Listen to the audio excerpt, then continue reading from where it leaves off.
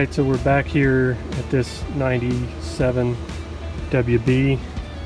Didn't get a lot of video because it's been really hot, but so that's the new turbo is installed.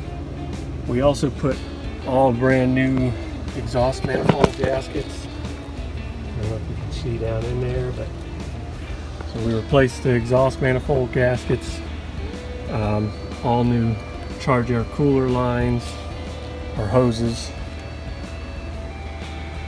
and then we also put in this is a Series 60 gear case reinforcement brackets. So that's one of them.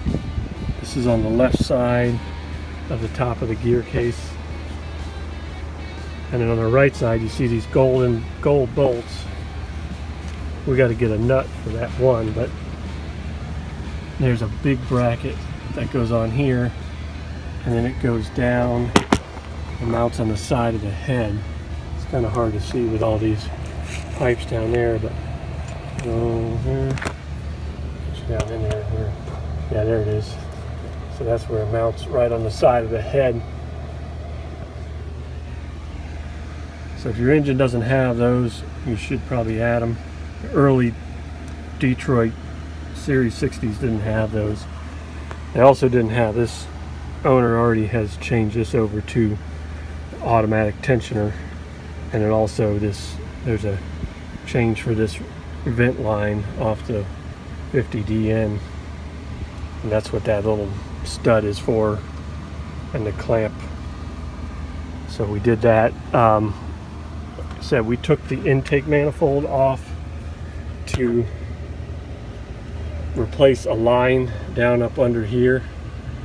So, and also you wouldn't have never been able to put that reinforcing bracket on without taking that intake manifold off.